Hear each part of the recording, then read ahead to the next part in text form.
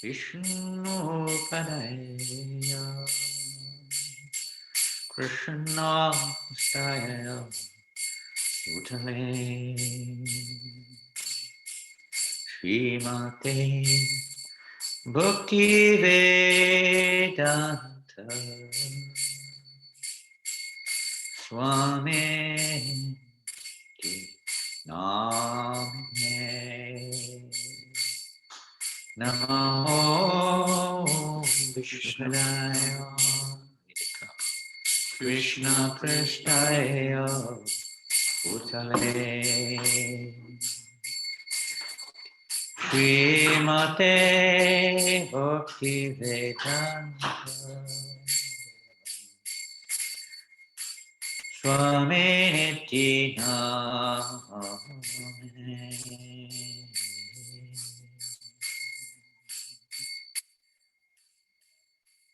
Namaste Saraswati Devi Gauravani Prachardine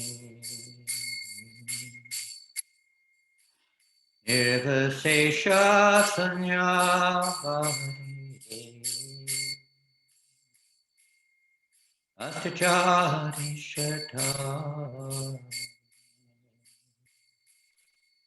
Namaste Saraswati Devi Gauravani Prachardine Nirvasesha Sunyavadi Paschachari Shatari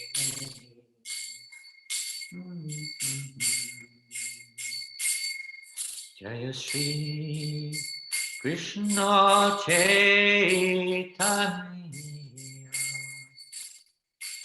Prabhu Nityananda Shri Advaita Gadadhar Shri Vasadi Gaura Bhakta Vrinda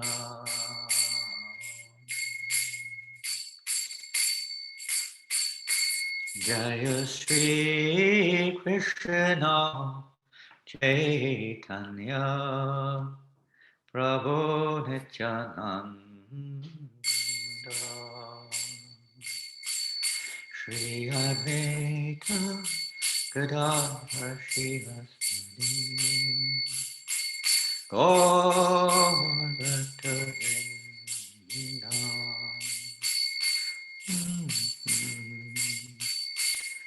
Hare Krishna, Krishna Krishna, Hare Hare, Hare Rama, Hare Rama, Rama Rama, Hare Hare, Hare Krishna,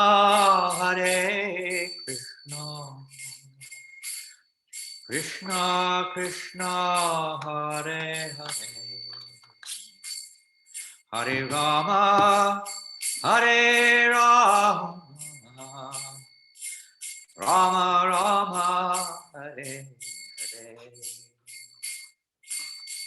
Hare, Hare Krishna, Krishna Krishna, Hare Hare, Hare Rama, Hare Rama, Rama Rama, Hare Hare, Hare Krishna, Krishna Krishna, Hare Hare, Hare Rama, Hare Rama,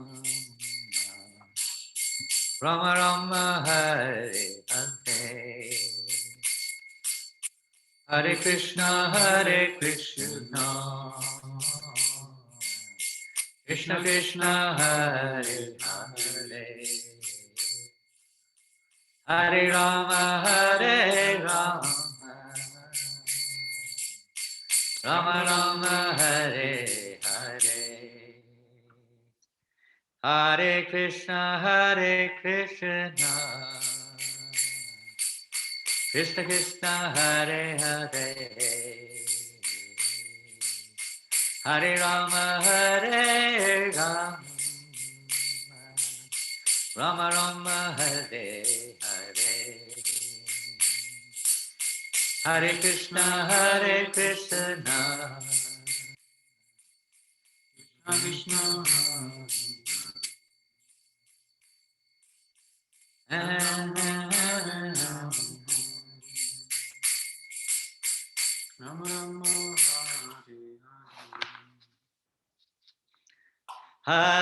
Krishna Hare Krishna, Krishna Krishna, Hare Hare,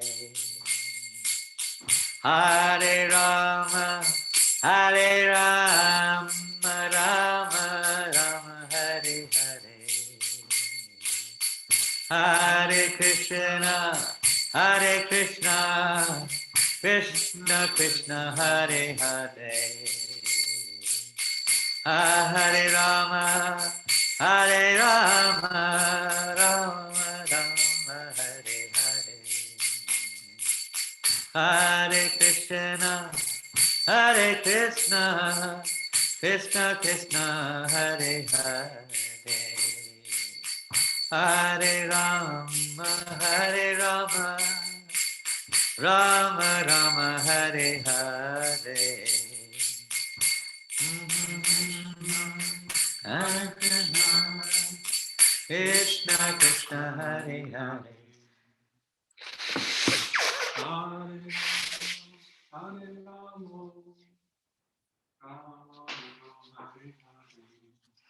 Hare Krishna, Krishna Krishna, Hare Hare, Hare Rama, Rama Rama, Hare Hare, Hare Krishna, Krishna Krishna, Hare Hare, Hare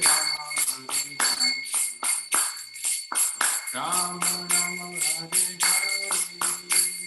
Hare Hare, Hare Krishna, Krishna Krishna, Hare Hare, Hare Rama,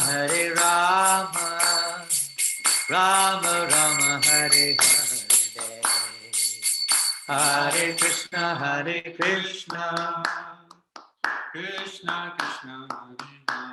Krishna Krishna, Hare Hare, Hare Rama, Rama Rama, Hare Krishna, Krishna Krishna, Hare Hare, Hare Rama, Rama Rama, Hare Hare, Hare Krishna, Krishna Krishna, Hare Hare, Hare Rama, Rama Rama, Hare Krishna, Krishna Krishna, Hare Hare, Hare Rama, Rama Rama, Hare Hare, Hare Krishna, Krishna Krishna, Hare Hare, Hare Rama, Rama Rama, Hare Krishna, Krishna Krishna, Hare Hare, Hare Rama, Rama Rama, Hare Hare, Hare Krishna, Krishna Krishna, Hare Hare, Hare Rama, Rama Rama, Hare Krishna, Krishna Krishna Hare Hare, Hare Rama Hare Rama, Rama Rama Hare Hare, Hare Krishna Krishna Krishna Hare Hare, Hare Rama Hare Rama, Rama Rama Hare Hare, Hare Krishna Krishna Krishna Hare Hare, Hare Rama Hare Rama, Rama Rama Hare Hare, Hare Krishna Krishna Krishna Hare Hare, Hare Rama Hare Rama, Rama Rama Hare Hare, Hare Krishna Krishna Krishna Hare Hare, Hare Rama Hare Rama, Rama Rama Hare Hare, Hare Krishna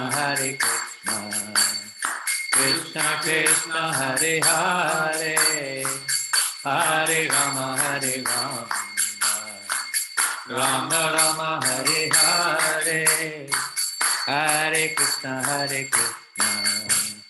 Krishna Krishna Hare Hare, Hare Rama Hare Rama, Rama Rama Hare Hare, Hare Krishna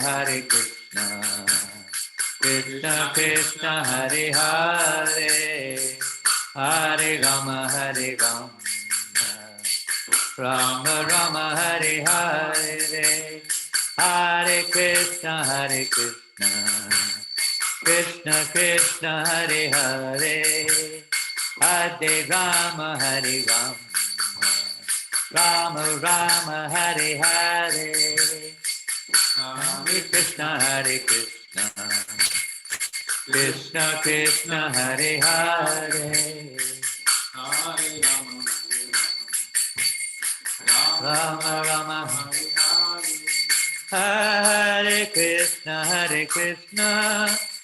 Krishna Krishna Hare Hare, Hare Rama Hare Rama, Rama Rama Hare Hare, Hare Krishna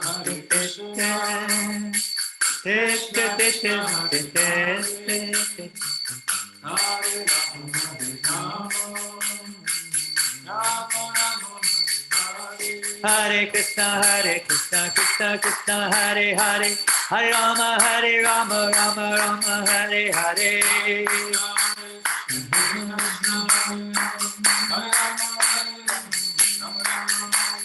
Hare Krishna Krishna Krishna Hare Hare, Hare Rama Rama Rama Hare Hare,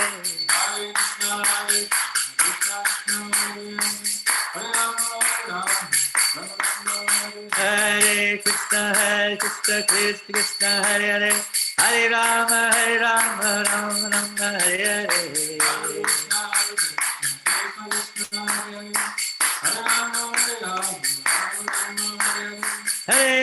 Hare Krishna Krishna Hare Hare, Hare Rama Rama Rama Hare Hare, Hare Krishna Krishna Hare Hare, Hare Rama Rama Rama Hare Hare,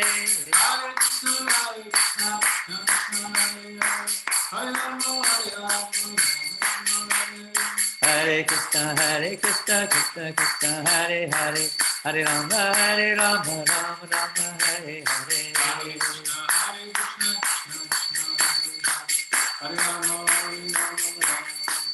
Hare Krishna Krishna Krishna Hare Hare, Hare Rama Rama Rama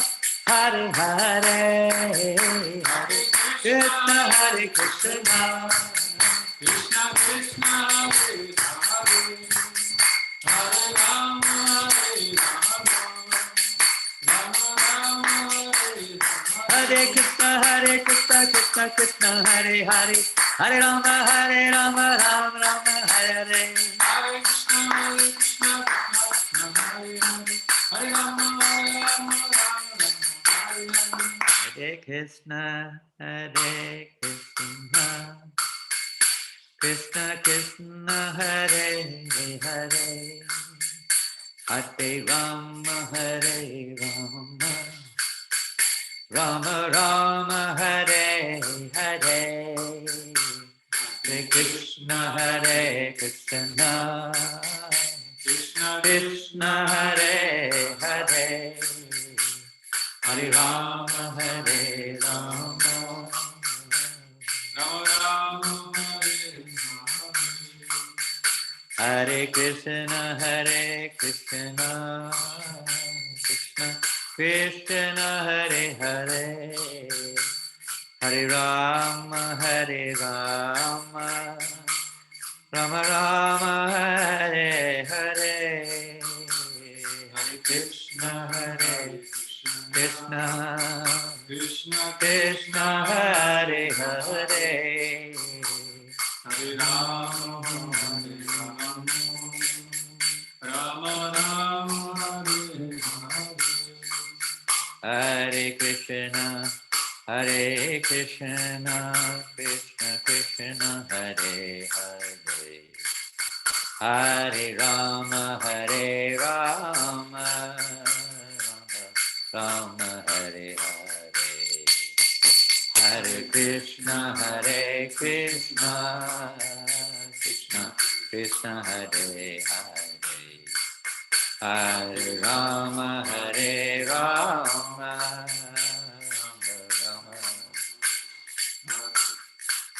Hare Krishna, Hare Krishna, Krishna Krishna, Hare Hare, Hare Rama, Hare Rama, Rama Rama, Hare Hare, Hare Krishna, Hare Krishna, Krishna Krishna, Hare Hare, Hare Rama, Hare Rama, Rama Hare Hare, Hare Krishna, Hare Krishna, Krishna Krishna, Hare Hare, Hare Rama, Hare Rama, Rama Rama, Hare Hare, Hare Krishna, Hare Krishna, Krishna Krishna, Hare Hare, Hare Rama,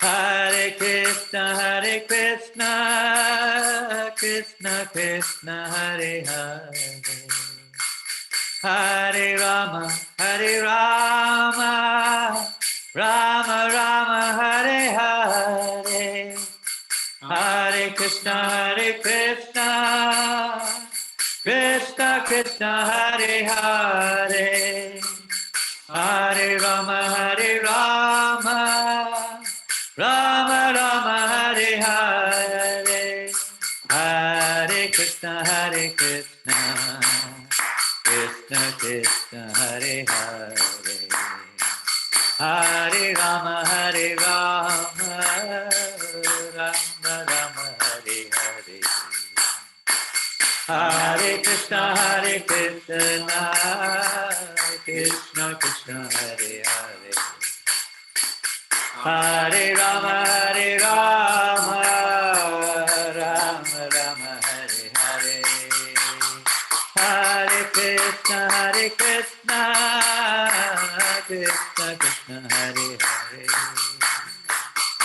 Hare Rama, Hare Rama, Rama Rama, Hare Hare, Hare Krishna, Hare Krishna, Krishna Krishna, Hare Hare, Hare Rama, Hare Rama, Rama Rama, Hare Hare, Hare Krishna, Hare Krishna, Krishna Krishna, Hare Hare, Hare Rama, Hare Rama, Rama Rama, Hare Hare, Hare Krishna, Krishna Krishna Krishna Hare Hare, Hare Rama Hare Rama, Rama Rama Hare Hare, Hare Krishna Krishna Krishna Hare Hare, Hare Rama Rama Rama Hare Hare, Hare Krishna Krishna Krishna Hare Hare, Hare Rama Hare Krishna Krishna Krishna Hare Hare, Hare Rama Rama Rama Hare Hare, Hare Krishna Krishna Krishna Hare Hare, Hare Rama. Go Premanandi, Jai Om Vishnu Pada Paramahamsa, Parivrajacharya Ashtata Sadashri Sri Bhaktivedanta Swami Prabhupada ki, Ananta Kota Vaishnavrinda ki, Namacharya Shri Haridasa Thakur ki, Prem Sigaho Sri Krishna Chaitanya Prabhu Nityananda, Shri Advaita Gadadhar Shri Vasadi Gaura Bhakta Vrinda ki, Shri Radha Krishna Gopa Gopinath Shama Kunda Radha Kunda, Agiri Govardhana ki, Shri Vrindavana Dham ki, Shri Mayapur Dham ki, Jagannath Puri Dham ki, Ganga Maya ki, Yamuna Maya ki, Tulasi Deva ki, Bhakti Deva ki, Samaveta Bhakta Vrinda ki, Lord Chaitanya's Harinam Sankirtan ki, Brihat Madanga ki, Srila Prabhupada ki, Shri Gaur Nitai ki, Harinam Sankirtan ki, Brihat Madanga ki, Srila Prabhupada ki, Go Premanandi. Oh, glories to the assembled devotees. Oh, glories to Sri Guru and Sri Gauranga. Oh, glories to Srila Prabhupada. Namo Vishnu Padaya Krishna Tastaya Bhutale Shri Mate Bhaktivedanta Swaminiti Namane. Namaste Sarasate Devi Gauravani Pracharine Nirvasesha Sunyavadi Pastachade Shatarine. Hare Krishna. Good morning, afternoon, evening, or whatever it is, wherever you are. Hare Krishna. We're, of course, still in Mayapur in France. And to say Krishna is here, Krishna is there, Krishna is everywhere. And we put Krishna in the center, and everything becomes united. Become united, become together. So today we're going to try to continue with the third verse of the Nectar of Instruction of Shamrita. If our dear Asikananda Prabhu can share this on the screen with us, the third verse, which we've been last 2 weeks also been reading. And we're still going to a little bit touch on utsaha or enthusiasm, trying to work up some enthusiasm to become serious about Krishna consciousness. So hopefully today at least we can dwell on it and meditate on it and think what we can do about it. As enthusiasm is absolutely imperative to make progress, as Prabhupada said, any line of say activity, enthusiasm is very much required. So here we are with the third verse, and we will repeat it together in a moment. Om Jnana Timrandasya Gananjana Shalakaya Chakshur Militam Yena Tasmai Shri Gurave Namaha. Just give me a second. We need a microphone speaker for the Harinam. Mine is dead. I believe the battery may be dead. I don't know. I have no idea. I can charge it. You can charge it and also ask Nitai Sachi Sutra, just in case if we can use his or not. Yeah. If he's around, if not, just charge the one we have. Yeah, it's upstairs. I hope so. Yeah, okay. I actually don't just know. Just if it's in the cottage. I really don't know where it is. It might be in the cupboard. I don't know where it is. Okay. Yeah, Can't sure. remember. Sorry about that. Om Jnana Timrandasya Gunanjana Shlakaya Chakshur Militam Yena Tasmai Shri Gurave Namaha. Shri Chaitanya Manobhistam Stapitam Yena Bhutale Swayam Rupagadayam Dadati Svapadantikam Vandeham Sri Guru Sri Utabadagamalam Sri Guru Vaishnavamscha Sri Rupam Sagajatam Sahagana Vlaganatam Vitam Tam Sajivam Sadvaitam Savadutam Parejana Sahitam Krishna Chaitanya Devam Shri Radha Krishna Param Sahagana Lalita Shri Vishakanvitamscha Hey Krishna Karuna Sindhu Dinabando Jagatpate Gopesha Gopika Kanta Radha Kanta Namostate Tapta Kanchana Gaurangi Radhe Vrindavaneshwari Vrishabhanu Sudedevi Pranamami Hari Priye Anchaka Patrubhyascha Kripa Sindhu Bhavacha Patitanam Pavanebhyo Vaishnavebhyo Namo Namaha Jaya Sri Krishna Chaitanya Prabhu Nityananda Shri Advaita Gadadhar Shivasadi Gaur Bhaktavinda Hare Krishna Krishna Krishna Hare Hare Hare Rama Rama Rama Hare Hare Hare Krishna. So we can chant together. Utsaham nischayat dhairyat tat tat karma pravartanat sangatyagat sato hrite shadbir bhakti prasiddhyati. One more time. Utsaha nischayat dhairyat tat tat karma pravartanat sangatyagat sato hrite shadbir bhakti prasiddhyati. Okay, we can go on. A little look at the synonyms. Utsahat meaning enthusiasm. These are the 6. A few weeks ago, you're learning about the 6 activities or engagements that can actually destroy or disturb our devotional progress, impede it, very much so.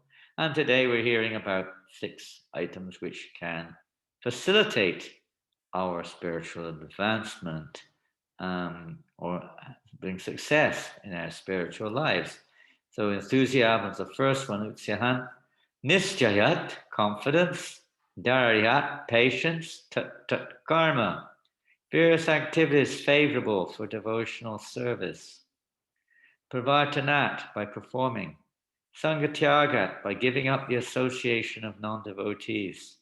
Sataha, of the previous great acharyas, of the great previous acharyas. Ritahe, by following in the footsteps.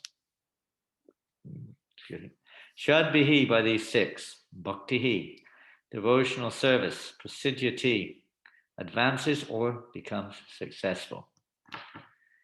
And the translation to this wonderful verse, Rupa Goswami's 11 instructions for neophyte devotees to bring us to the highest platform of loving devotional service. There are 6 principles favorable to the execution of pure devotional service. 1, being enthusiastic. 2, endeavoring with confidence. 3, being patient. 4, acting according to regulative principles. It's a Shravanam Kirtanam Vishnu Smaranam, hearing, chanting, and remembering Krishna. 5, abandoning the association of non-devotees. And 6, following in the footsteps of the previous acharyas. These 6 principles undoubtedly assure the complete success of pure devotional service. Sounds very simple. They undoubtedly assure the complete success of pure devotional service. And if purely practiced, or if we follow these 6 practices purely, principles, then success here, Rupa Goswami says, is pretty much undoubtedly guaranteed. But to follow these principles completely, not just intermittently or partially or in a mixed way, will not guarantee, at least not immediately speaking, the awakening of pure devotional service or success on the path of pure devotion. Now, we're not going to read the purport again on this particular subject. We read it first week and a bit last week. And what we're going to do today, which I wanted to do last week as well, but time didn't allow, is today we're going to just deal a little bit on this topic of enthusiasm. And I'm hoping that we'll get some, input from your side as well, because what I try to do a little bit, haven't finished it by any means, it will never finish. I try to put together some kind of points which are related to today's subject matter in some kind of format. Believe me, it's not what it could be, as good as it could be, but maybe with a little help from your side, we can develop it a little bit more and maybe present it to you in a written format later on, if it's of any use. And so I'll begin as much as I can with this topic of enthusiasm. And just the groundwork here, causes of enthusiasm. The nature of the soul, we understand, is to be enthusiastic. In contact with, in this material world, with various situations, of course, karmic factors are involved, but with contact with various situations, we see the conditioned soul becomes enthusiastic or otherwise, sometimes otherwise, because the situation that we find ourselves in is not encouraging, it's not attractive, it's not pleasing, etc.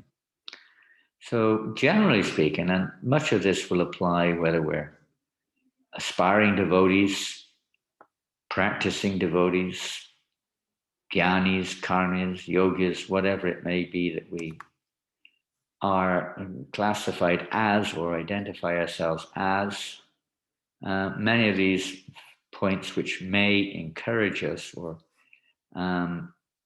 cause us to be enthusiastic apply to pretty much every path, not necessarily every path, but to pretty much every path that people are on.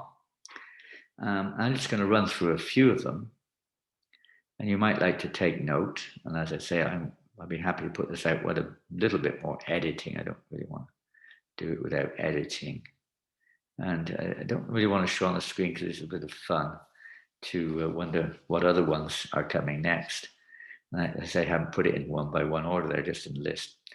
And naturally, we become, soul by nature is enthusiastic, but when covered by the modes of nature, it depends on the combination of the modes manifesting in the various forms and people that we're surrounded, or other entities that we're surrounded by. Enthusiasm comes positively to different degrees or negatively to different degrees in the form of, well, negative would result in anger or sometimes depression, hopelessness, and so on. But let's look at the positive ones primarily here. I guess if we feel good about what we're doing, we usually kind of feel quite enthusiastic about it. Whether it's work, play, association, whatever. Feeling good. Because by nature, every living entity is an Andamoy is sat, we're searching for a good experience to be happy, etc. Now, in pretty much every endeavor which we undertake, there's some goal. It may be misdirected, it may be vague, it may be foolish, it may be, intelligent, it may be imposed upon us, whatever it is. Generally, we have a goal, whatever it may be. Something we want. It may be relief from distress. It may be anything. Maybe to attain a good position in society. It may be whatever. It may be, of course, to feel just simply to be feeling good. It may be to have a nice family. It could be anything. And of course, in devotional service, goals are also very important. We're just blindly floating around, kind of, randomly hoping that something is going to happen from it. Well, we generally have a goal. We generally have a process to attain that goal. In the material world, everyone's goal is sense gratification. Even the desire or the goal for liberation, the desire or goal for heaven, all comes under the category of selfish goals. They may be whatever mode of nature is influencing them or not, but they're basically self-centered. And the devotee goal may be a little different. We may be mixed, and we have we'll come to that, a little bit mixed in our goals. And what else would be enthusiastic? So when we have a goal and some, little confidence, a little bit of enthusiasm to attain it, goal setting. Recognize, when people recognize us for what we do or what we are, we generally feel quite enthusiastic about it. And of course, contrary speaking, when they don't, we sometimes lose our enthusiasm. But being recognized, at least we could say in the material sense of the term, is generally speaking a cause of enthusiasm when people say you're really good, well done, and so on and so forth. In the spiritual path, in the mixed stage, we'll also find that this is one of the impetuses of a devotee's maintaining their program or their services, that they're encouraged literally by recognition. Just like we will with a child, to encourage them to walk or to whatever, speak. They may not be doing it very well, but we encourage them with praiseworthy words, well done, clap, clap, clap, or whatever it is, and the child feels encouraged and wants to go further. But if we discourage the person, then they may lose the interest in that particular pursuit. So being recognized or praised.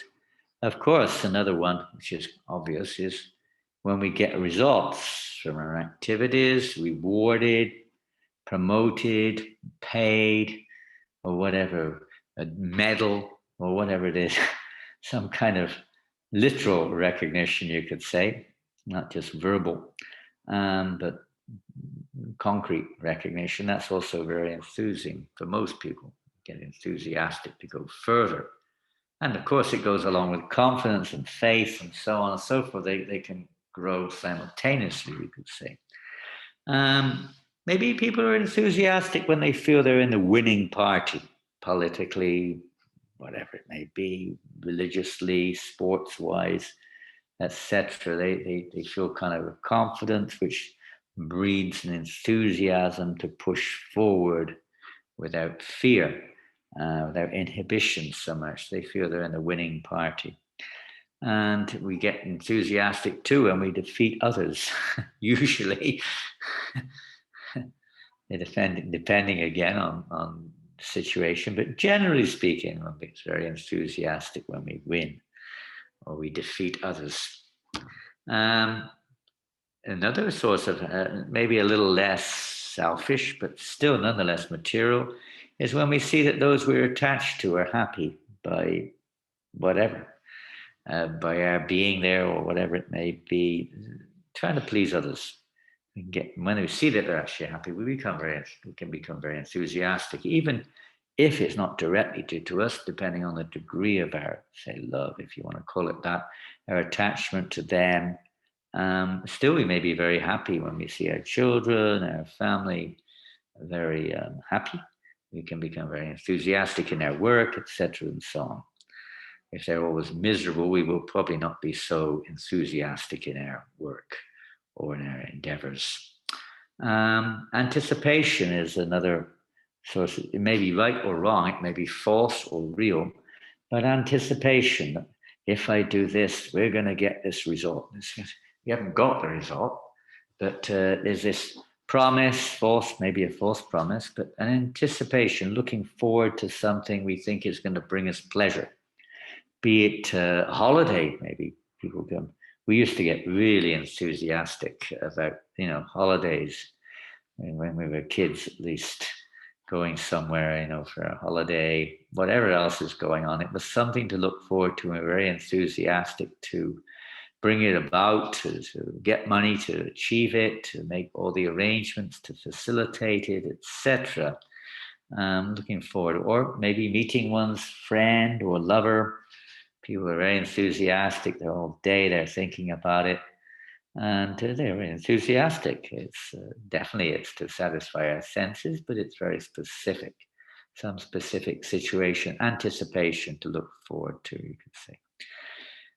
It may be false promises or expectations which may not be fulfilled, but the mental the mental state of meditating or thinking on it makes us feel enthusiastic, or picks us up. Sometimes when we're down, we think of these things. And maybe people are enthusiastic when they feel really protected in society or in family or wherever it may be. They feel confident and enthusiastic to work for such a society, etc. Identification, when we identify with a particular religion or a particular nation or a particular gender or a particular whatever body. Sometimes that also, can enthuse us, we could say, to work for that purpose. Identification with a particular group, etc.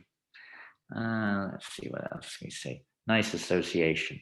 Everybody experiences that when we have good association. And as I said, many of these things apply, mixed or pure, to the devotional path also. But nice association, of course, will vary upon our conditioning. Like, for instance, a lion will be very happy in the presence of his female partner or its cubs. Maybe with other lions, maybe not. Depends on their territorial situation. But if we have the association of a lion, we may not be so inspired or enthused to have that association. When we have association of a person we're really attracted to, we get really enthused. We call that nice association. Someone who can help us to achieve our goals, we like that type of association. Someone who interferes with it, we don't like it. So obviously, if we find ourselves in the room with a hungry lion, we're not going to be we'll be enthusiastic to get out of the room, we could say, but not to associate with the lion. The lion may be enthusiastic to associate with us, by the way. Of course, they've got a goal in mind to eat us. But so every situation is different. You can't give a black and white one on that. It depends on the condition of the living entity. In spiritual life, we all know the importance, I guess we do, the absolutely essential importance and most important feature of associating with those who can help us to progress in spiritual life. Whether we take advantage is another thing, but it's absolutely imperative. So nice association. Material conditionally, people are enthused about it. They get enthusiastic about what they're doing or confident with their goals and so on and so forth. Health sometimes, when we're sick, we can get a bit unenthusiastic. Sometimes we can get depressed. Sometimes we get enthusiastic to get well. And when we get better, good health, we become very enthusiastic. Sometimes it's just a negation, you could say, which we feel what we call enthusiastic about. That we've overcome, when we've conquered over something which is a problem, we get enthusiastic. People get very enthusiastic. They went to the moon. They've gone to Mars. Or whatever. Just something totally useless. But still, sometimes we get enthusiastic because we identify with it. Good food, get very enthusiastic. Maybe good sleep, nice bed. We get very enthusiastic about that. We're more inclined to the modes of passion and ignorance. And so things in the mode of ignorance, and we see people on the street, they're very enthusiastic just to beg or just be dirty or drink some liquor, activities in the mode of ignorance. Then people are very enthusiastic about all kinds of horrible things, killing others, so many things. Criminals enthusiastic about stealing. It's different people in different modes, different particular, but it's all forms of sense gratification. Welfare activities, we get very fired up and enthusiastic about doing mundane welfare activities, and charities, hospitals. They get very, even just like with this COVID-19, when some successes there, people become very enthusiastic at the hospital, the National Health Services, whatever they're called in different countries. People are very enthused by their sacrifices and so on and so forth, because we feel that, well, it's not just a good activity, materially speaking, but, this is making me feel more protected, more confident, and thank God we got this and that. You may feel a little enthusiastic to facilitate such things naturally. and support such things, or directly engage in such things, because we're on the bodily platform of life. So this will help us to fulfill our bodily goals, our bodily needs, etc. Something that fulfills our needs, we get enthusiastic about. Nice places, when we're home, sometimes we feel enthusiastic. Oh, thank God I'm home. I feel really good now. Or maybe enthusiastic about going to certain places in the world, or whatever it may be. Or just in certain places, they fit us. We feel at home. We feel comfortable there. We belong there. We're harmonious there. And we're enthusiastic going to the forest, the mountains, the cities. Different people are different. They inspire us with a little enthusiasm. Now, if you're really in the mode of ignorance, or the ignorance in a sense, passion, but dominated by ignorance, seeing other people suffer sometimes makes people enthusiastic, believe it or not. Hear negative things. Hearing negativity is criticism. Some people, and again, sometimes we find on the so-called path of devotional service, this is also there. Seeing other devotees not doing well, hearing criticisms, indulging in criticism, we get enthusiastic. There are whole websites for certain persons like this, where they can just spend all their time finding faults. Not very favorable for the progress of devotional service. It certainly isn't at all. It falls in the category of that which is pajalpa, or even worse, blasphemy or criticism of Vaishnava is a surety of blocking any hope of spiritual advancement. Now, a challenge, of course, a challenge. Everyone in some field or another likes a challenge. It may be different in every case, but a challenge. People get very enthusiastic sometimes about a challenge, depending on their nature. For a Brahmin, it's a philosophical challenge. For a Kshatriya, it's a battle or a fight. For a Vaishya, it's a challenge to succeed in their economic pursuits. Like that. For a Shudra, it may be just to fulfill their basic needs. But challenges are another thing. And adventures and excitement. Something adventurous is kind of a challenge also. Something that brings about excitement, playing like kids, playing games. They get very enthusiastic about it. It's such fun. Sometimes people do this bungee dive jumping, and hundreds of feet or meters in the air, they jump. And people get a big buzz out of that. Incredible. Very enthusiastic to try to attain it. Intoxication, people get sometimes very enthusiastic. You could go on and on and on. The list is, like, you could say, is pretty much unending, but it's all based on sense gratification, the hope or expectation that we'll get it. We'll get what we want. The latest record, the music, the money, the girl, the boy, the job, the course, whatever it is, something or another. We get excited, excellent, we're enthusiastic to get it. And if we don't get it, we may lose enthusiasm and go on to something else, maybe. It's a kind of a real buzz in our life, which we get within our system. Everyone needs that, some kind of taste, some kind of driving force to work towards our goal. We have no goal in life. Well, that's another thing. We'll mention that in a minute. Devotional service, however, is not to stop goals. It's not necessary to stop the activities which people indulge in or engage in to try to reach their goals, but rather it's to focus our goals and consequently our enthusiasm, on what Krishna wants and not what we want necessarily. It may include that, but ultimately our goal is to be enthusiastic about whatever we do in life. Krishna says, whatever you do in life, you engage that, you use that as an offering unto me. So this is a process of transformation away from, because the materialistic goals, although temporarily we may get some, pleasure, some happiness of some kind, they are nonetheless temporary. And they lead. Was it Yehi Samspashaja Boga Dukhi Yonya Evate? These materialistic endeavors lead. Wise men do not take part in these materialistic endeavors because they know that they have a beginning and an end and are the source of misery. They don't waste their time in these things. However, they may engage in the activities that people do engage in to try to achieve material goals and utilize that in Krishna service. Just like for a businessman, they'll endeavor to make money, but they'll use it for Krishna. For someone who's very enthusiastic about mundane philosophy, we utilize that to try to understand the absolute truth and present the absolute truth to others.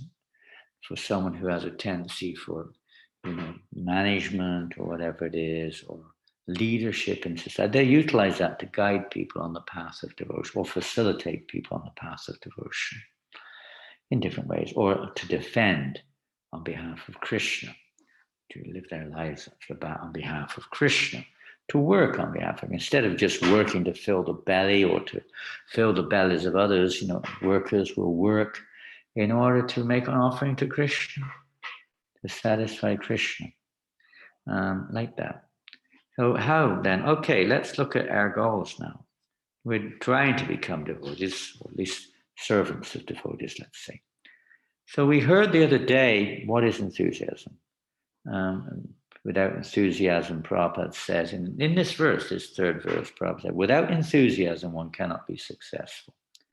Even in the material world, one has to be very enthusiastic in its particular field of activity in order to become successful. We all know that. If you're not enthusiastic about your study, you're unlikely to get the grade, to get the degree or whatever it is. Unlikely. If you want, if you're not enthusiastic to learn to play a musical instrument, you're unlikely to ever play it properly or at all. Enthusiasm is an absolute requirement in every endeavor to achieve a goal. Enthusiasm must be there. What is that enthusiasm? Prabhupada also in that verse, he states that enthusiasm, it means endeavor activity.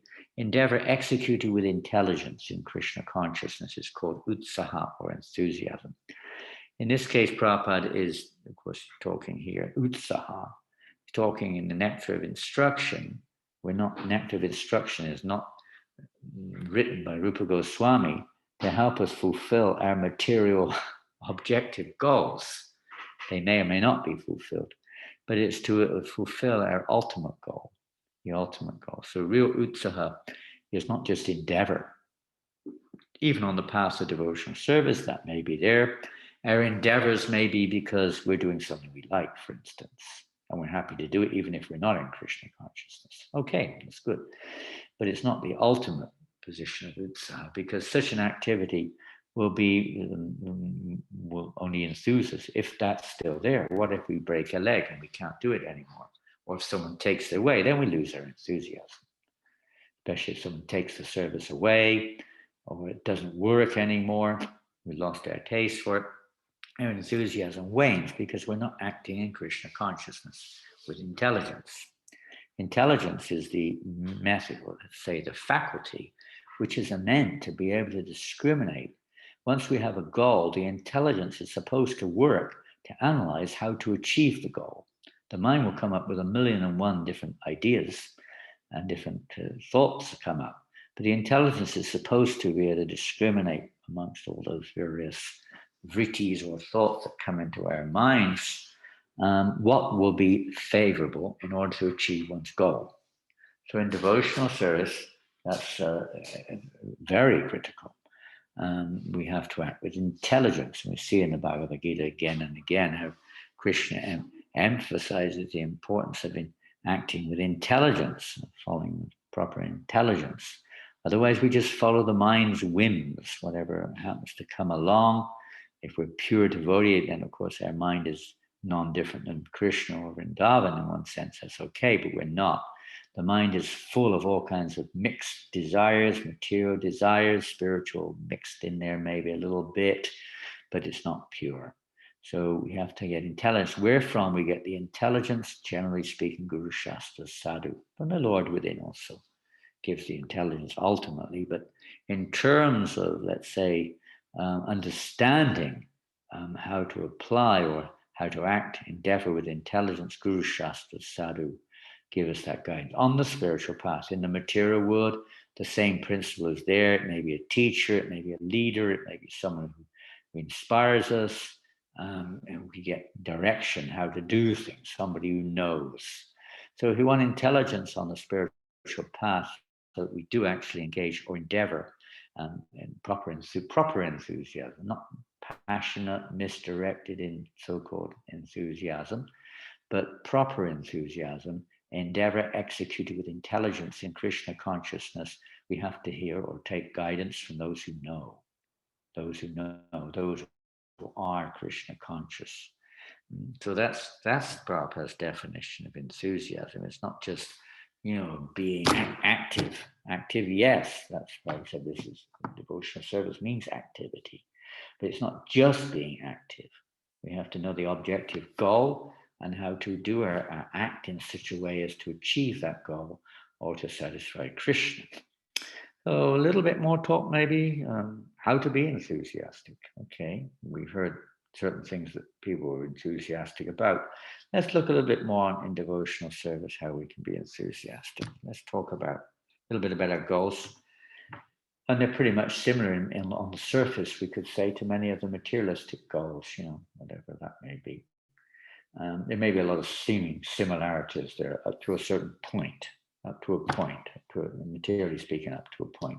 Obviously, the materialist does not have a goal, for instance, for pure devotional service. They do not have a goal to get liberated. They do not have a goal to go back to the spiritual world. They probably don't even have a goal to go to heaven. Some of the religious people do. The karmis, there's basically their goals are within the material world. They don't go any further, maybe to heaven maximum. So religious principles which are materially motivated are generally only able to deliver us up to the platform of heaven.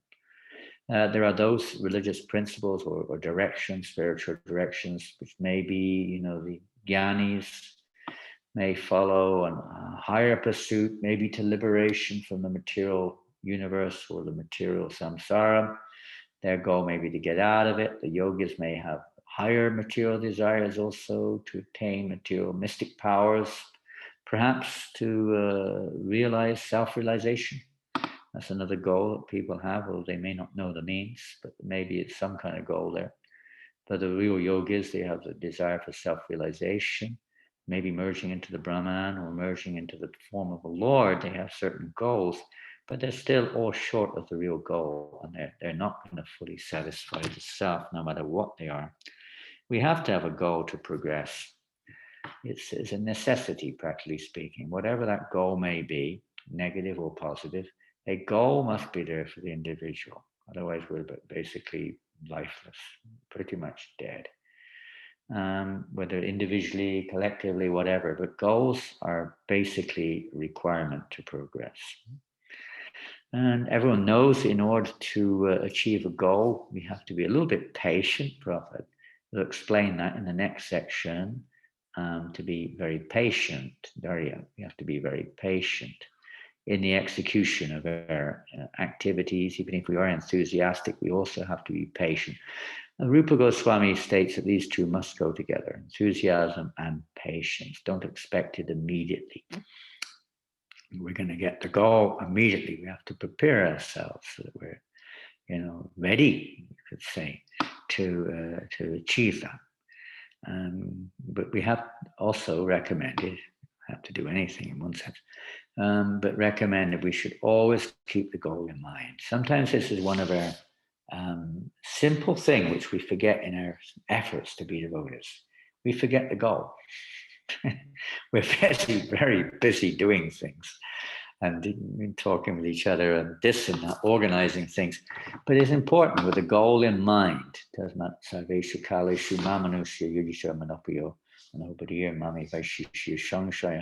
says to Arjuna, your activity, your mind, goal of everything you do, mind, intelligence, everything focused on me, you will attain me without a doubt. The focus on what we're doing, why we're doing it, on the goal, which is ultimately, well, let's see, what is our goal? And we'll see in a minute. Now, there's a very, very nice example that now Prabhupada gives us. He mentions it in Bhagavad Gita in lectures. He expands on this. Very nice example which he gives. Perhaps you're familiar with this one. It's about a bird. I didn't bring it. I got a poem. I wrote this poem about 20 years ago. I used to do a drama. I haven't done it for at least 18, 20 years. I came across it the day going through my notes. There's a poem about the sparrow, Garuda and the sparrow. It's a very nice example, which goes beyond the mundane understanding. It's a very nice understanding of enthusiasm. Once upon a time, I'll just brief it. I'm not going to read the poem because I don't have it with me.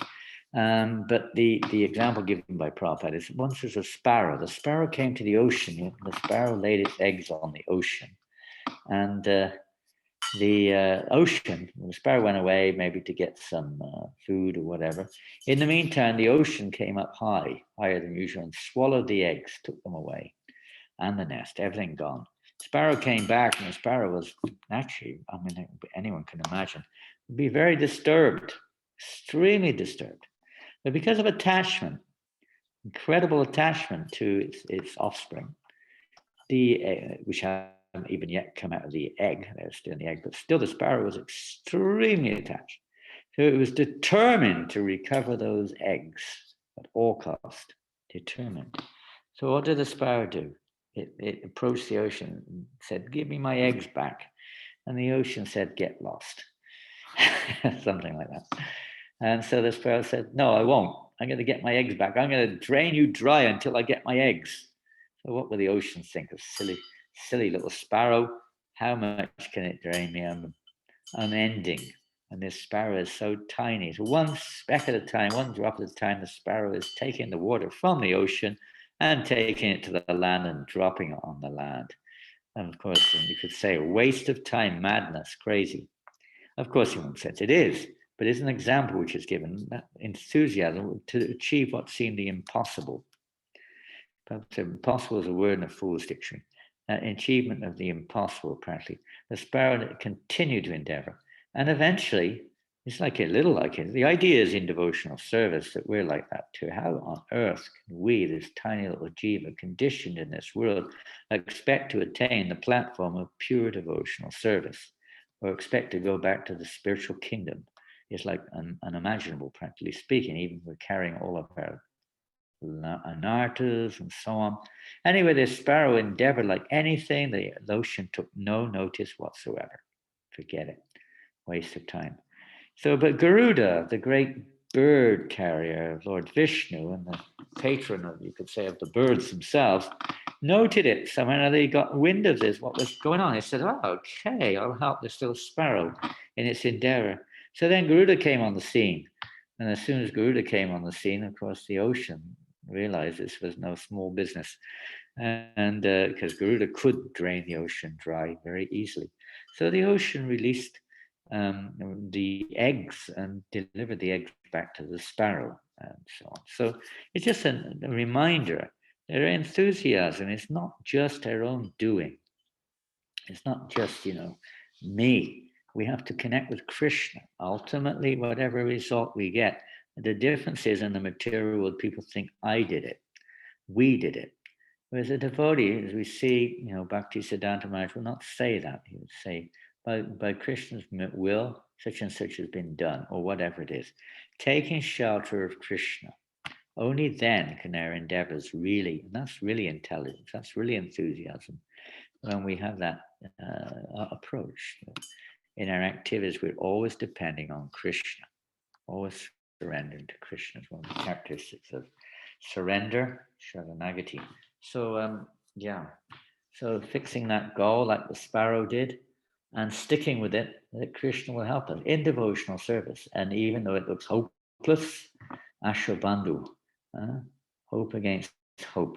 Even though it looks hopeless, Rupa Goswami says, Krishna will help if we depend on him. Just don't give up. Don't give up. The sparrow did not give up.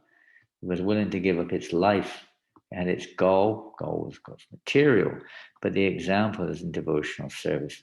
We continue and depend upon Krishna. Let's see, here's a quote from Prabhupada, which I'll just read now. I just want to read this quote of Prabhupada, just give me a second. This is from the Bhagavad Gita.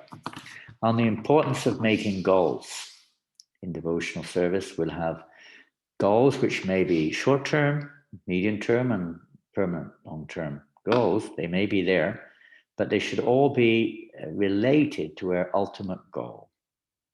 And Prabhupada says, therefore, if one is not in Krishna consciousness, there cannot be a final goal for the mind. And that's pretty simple in a sense, because every other goal is going to be temporary. And we're left, with maybe we achieve one goal, now what? What next? We want something else.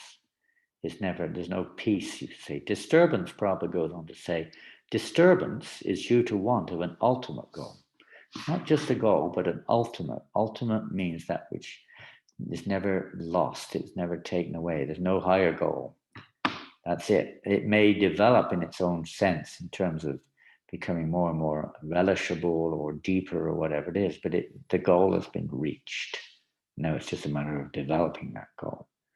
The other goals, they come and they go.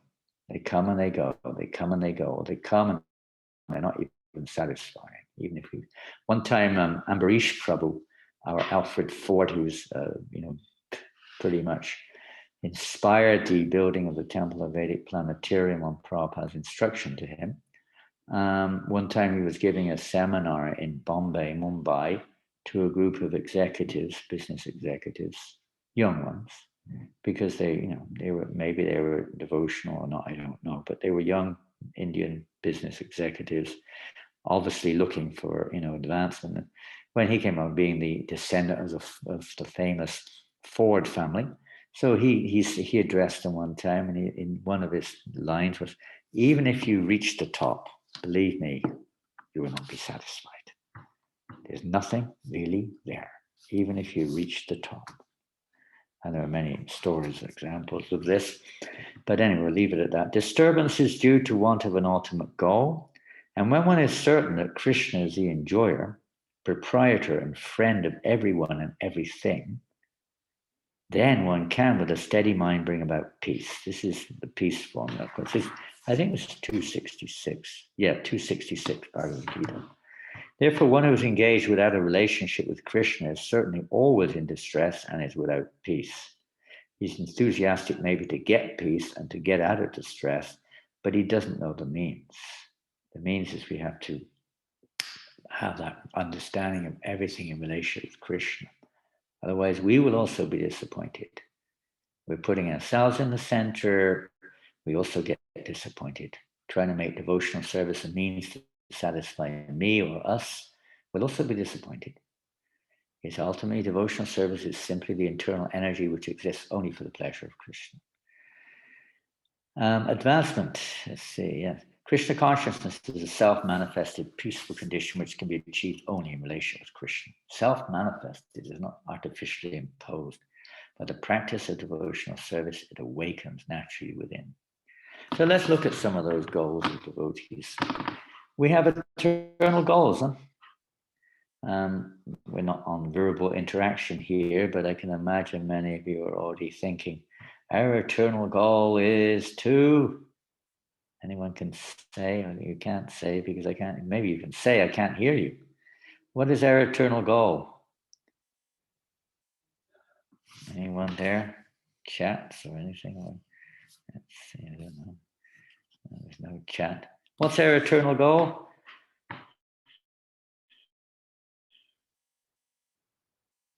Anyone talking? I'm talking. Anyone? I don't know how you can do that. Maybe you can't answer. It's too difficult. Oh, there we go. Okay, there's one from Zhao. Dr. Zhao is on the Bhakti Shastra course. He's one of our wonderful devotees who's been with us in France. And he's in London now doing the Bhakti Shastra. So maybe he just learned that in London. And there's also another one from Bhakti Lata and another one from Ananda Vrindavan. Bhakti Lata is in India, and Ananda Vrindavan is in Holland, and Mikhail is in Scotland. They're all giving nice answers, and some of them are the same. There's one from Shamananda. Wow, all nice examples here. Well, let's see. One of them says, wait a minute, where's it gone? One of them says, oh, there's so many. To serve Krishna, very nice, eternally living entity. Eternally serve the lotus feet of Srila Prabhupada, very nice. And they're both correct. They're inseparable, you could say. Always remember Krishna and our position to him. Yes, very nice. Serve Krishna. Eternally serve the pure devotees of Krishna from Janananda in Australia, Mohan Rupa in Fiji, loving devotional service. And Rasarasika in New Zealand, reawaken our love for Krishna. Very nice. Gaur Chandra in New Zealand, to serve pure devotees. Karitini, I think in Scotland, maybe to assist in Krishna's enjoyment. Oh, wow, what wonderful goals you all have. Okay, are we really serious now to really be enthusiastic, endeavor executed with intelligence in Krishna consciousness to achieve these goals, or are they just theories, hopes? Are we ready to be serious? Because we all know what that entails. Probably, maybe we don't, but it entails that we have to be willing to give up a few other things in our lives, doesn't it? If we really want to achieve that, it's great that we're saying these things. Devotional service to Krishna and devotees from Shankamari. Very nice. So many nice answers are here. Wonderful. And you could go on and on like this. Well, let's see where we're going to go with that. Okay. I know there'll be many more. Let it be. Well, Prabhupada says in Nectar of Instruction verse, which we're reading, one should accept this opportunity, that means the human form of life, to return home back to Godhead very enthusiastically. It's an opportunity. Human form of life is an opportunity. Not just to die, not just to, get mixed results, not just to, achieve a position of fame in this temporary world, fame amongst the infamous. It's not the goal. It's not even to go to heaven or get liberation. You could say self-realization, but we have to know what that means. As you've all correctly said, different forms of the right answer, to ultimately become Krishna conscious, to love Krishna, to serve Krishna's devotees, and so on. You can't do one without the other. There are many statements. Prabhupada many times emphasizes the importance of going back to Godhead. Going back to Godhead is not like getting on Emirates airline, flying to Delhi or something. It's a state of consciousness. Ultimately, the goal, meaning going back to God. Let's read something. This is a verse accredited to Lord Chaitanya by Srila Prabhupada. It was actually compiled by Vishwanath Chakravarti Thakur on the teachings of Lord Chaitanya, in essence. Harajo Bhagavan Vajay Chaitanyas Tadama Vindavanam Ramya Kachid Upasana Bhajavadu Vagena Vakalpita Srimad Bhagavatam Pramanam Amalam Prema Pamatu Maha Shri Chaitanya Mahaprabhu Matam Midam Tattvedara Naparaha. The Supreme Personality of Godhead, Lord Shri Krishna, the son of Nanda Maharaj, is worshipped along with his transcendental abode, Vrindavan. The most pleasing form of worship for the Lord is that which was performed by the gopis of Vrindavan. Srimad Bhagavatam is a spotless authority on everything, and pure love of Godhead is the ultimate goal of life for all men. That means all people. It doesn't mean males. That's the Prema Pumatra Mahan, famous statement which Prabhupada quotes many times. Lord Chaitanya says the ultimate goal of existence is Prema Pumatra Mahan. Pure love of Godhead is the ultimate goal of life for all men. And that includes all these other wonderful conclusions you shared just now. These statements for which we have the highest regard are the opinion of Sri Chaitanya Mahaprabhu, Srila Vishwanath Chakravarti Thakur, and Chaitanya Matamanjusha. So there's quite nice. Ultimate goal of life is pure love of Godhead. For the karmas and jnanis, avocation, and so on and so forth. To become obfuscated, they don't cover over our ultimate goal. We're not there, but we should know the means and be enthusiastic to execute the means to achieve our ultimate goal, which is Prema Pramata Mahan, to awaken that pure, loving, devotional service to Krishna. To awaken that in our hearts. It's there already, but it awakens in due course of time naturally by proper association, proper execution, and enthusiastically in service in the association of devotees under the direction, satovite, of the previous acharyas. So let's look long-term goals. Okay, simple. It all include. You've already given the ultimate. Now we're looking at perhaps just before the ultimate, things which we can relate to. Taste for the holy name of Krishna. Taste. I've no taste. Where's the taste? Well, Bhaktisiddhanta Maharaj said, taste for the holy name of Krishna comes by serving the Vaishnavas. Krishna gives the taste. It's there already, but our senses are covered over. By serving the Vaishnavas, Sushushroshana Danasya, we become uncovered. Krishna cleanses the heart so the natural taste for the holy name awakens. We may feel that, my goal is freedom from material desire. Nice one. How do we become free of material desire? It's not just no, no, no, no, no. Prabhupada said the best way to become free of material desire is to constantly think of how I can spread Krishna consciousness movement all over the world. How I can be a part of this mission of preaching Krishna consciousness, keeping the mind focused on that.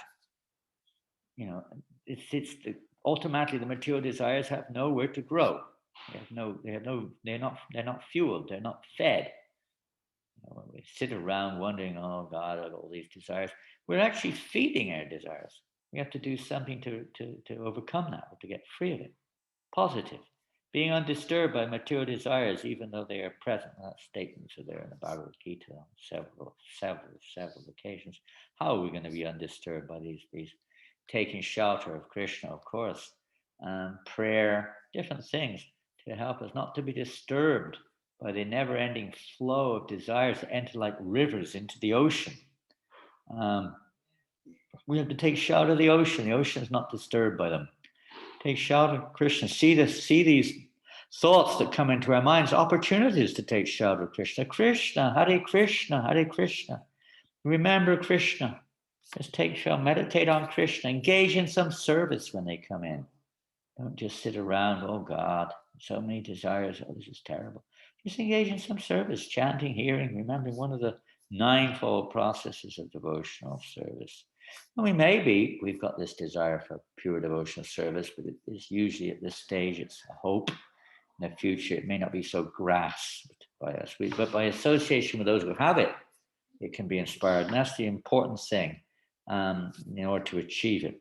And then we got a whole bunch of midterm ideas, getting a good service I like, situation, being rightly situated maybe in an ashram or a varna. I got to keep fully engaged. Yes, that's great. Keep fully engaged. Regulate. I've got to regulate myself and be enthusiastic about regulation.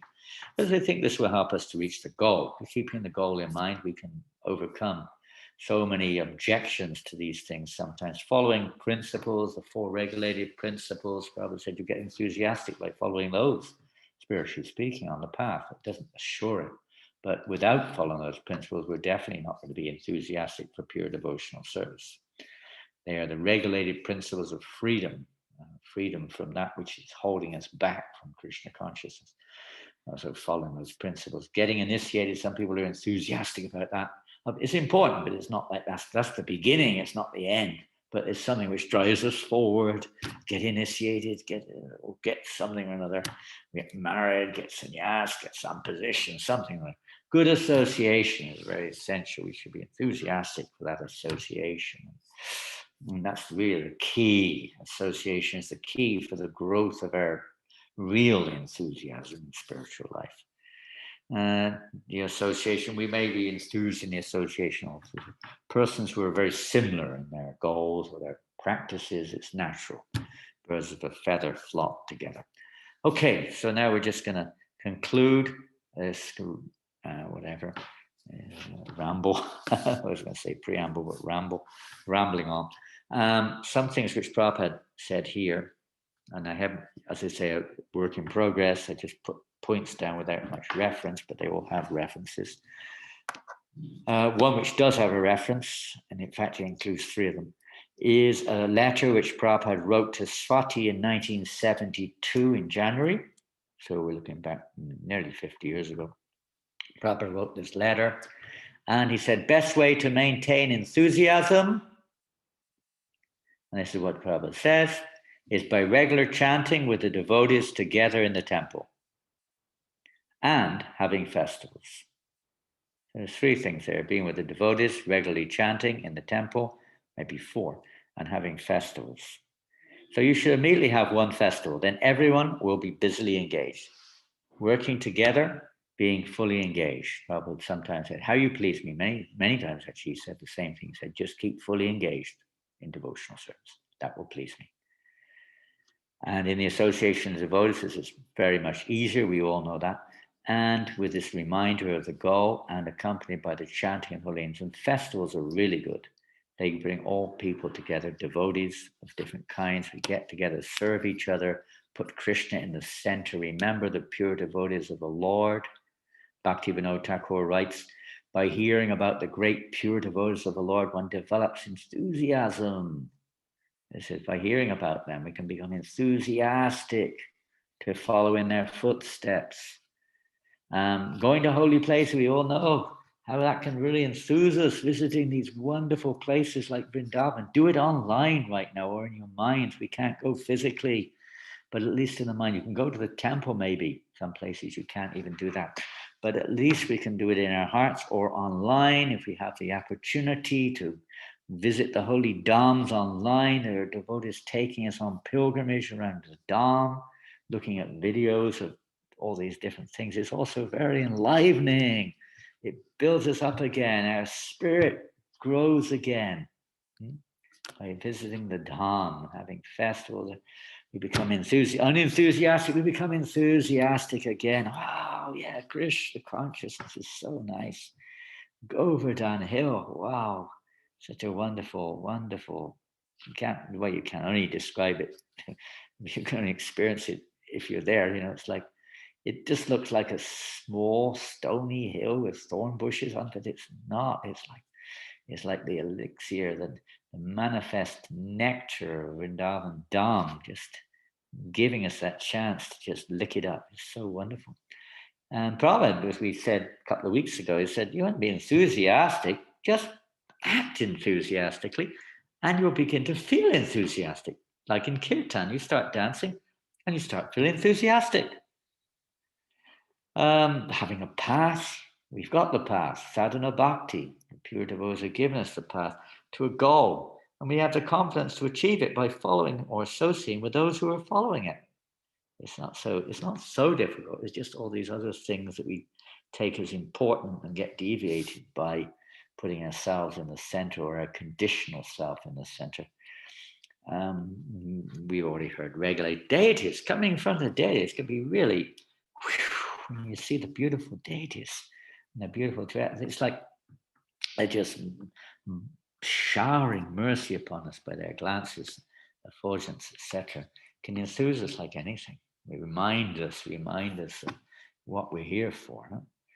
Kirtan, nothing like kirtan. Only those who attend the kirtan, Bhaktisiddhanta Maharaj said, will be successful on this path.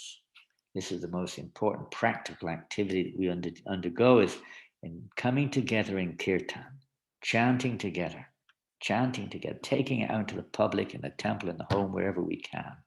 But kirtan and serving devotees. But why serving devotees? Because we get blessings of Krishna as well as the devotees. The Krishna is so pleased, and he gives that blessing, whatever our condition may be, to give us that mercy to become a little enthusiastic to progress in spiritual life. In prayer, humble submission. We cannot on our own, so devotees take to prayer. Preaching Krishna consciousness. We just mentioned that. Preaching Krishna consciousness is brings about so much enthusiasm for hearing and chanting as well. When we, together with devotees, we go out and try to spread this message. It's so enlivening when we see people taking it. Even if nobody takes it, Prabhupada said, never become despondent. Krishna is seeing your efforts. Even if no one takes it, he said, don't be despondent. Just understand this is for Krishna. This is for Krishna. And Krishna is very pleased by that endeavor. And of course, you could say, penultimate one is just to think of Krishna. When we think of the qualities of someone we love, our partner, our family, our children, our nation, something we love, our sports team, something which we love, we become enthused. When we think about the players, we think about the child's qualities. When we see their socks, the child's socks from us, the parents become enthused. They remember their darling child, and they become enthused. When we think of the qualities of our lover, we become enthused. So what to speak of when we hear and chant and remember the qualities of Krishna, the unlimited qualities of Krishna. They're so attractive. So attractive. And this is the spiritual rock. You could say the chanting of the holy name and name, fame, qualities of Krishna's pastimes, being absorbed in hearing about the wonders of Krishna. Unfortunately, out of envy, we have no attraction. We're still too much attracted to the reflection of the spiritual world, trying to enjoy that which doesn't belong to us. And I don't like to hear about Krishna, unfortunately. But in the association of devotees, it can be relished. Satam prasangam mamavirya sangvido bhavanti vidkarna rasayanakataha. In the association of devotees, there is a relish for hearing and chanting about Krishna felt in the heart and the ear. And we become enthusiastic to serve him. Enthusiastic. So association of devotees, hearing and chanting, serving in the association of devotees. This is the great gift which Lord Chaitanya and his followers have given us, Srila Prabhupada has given us in the form of this movement, to take advantage of these wonderful opportunities to hear Srimad Bhagavatam in the association of devotees and chant the holy names in the association of the devotees. It's such a great opportunity. And I'm going to finish there. I'm not going to go into the how to be unenthusiastic. We all know those points.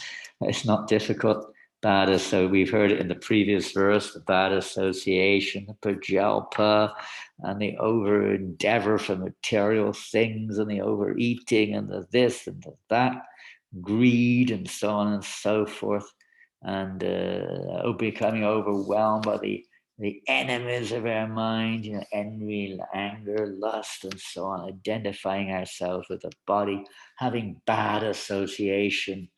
The internet gives us both. Be careful. Intelligence, discriminate what is favorable for my advancement in spiritual life. And don't be careful taking that risk. Just hearing negativity and criticism is terrible. Sometimes it's institutional, forced against one's nature. We're not ready for it sometimes. Being situated according to one's nature can be a very important point in the beginning. We're naturally more enthusiastic.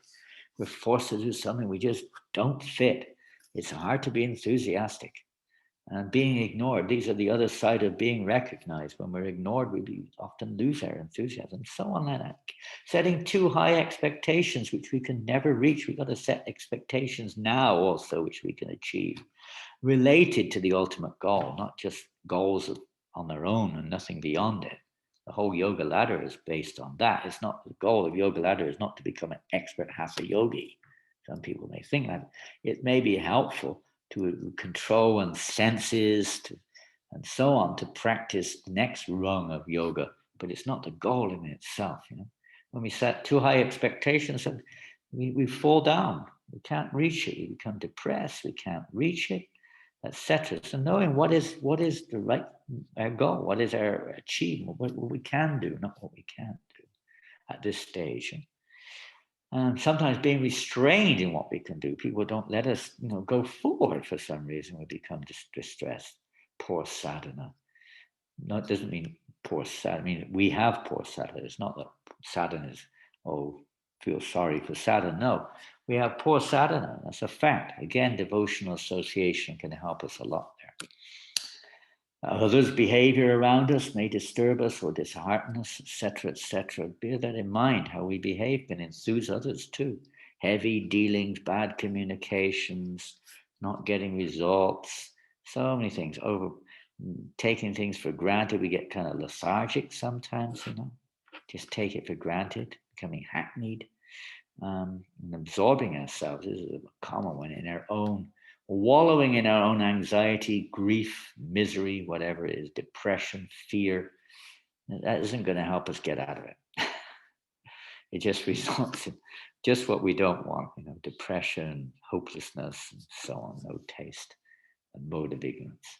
Okay, Hare Krishna, Krishna Krishna, Hare Hare, Hare Rama, Rama Rama, Hare Hare. So I'm going to now chat. What have we got on chat? Let's have a look. We're waiting. If anyone has any comments or questions, please do share. And additions, by the way, because as I say, this is just something I just kind of threw together and didn't. It's not something which I've been working on, and it's something which, if it helps us in any way, please share something. Here's something coming here from wonderful.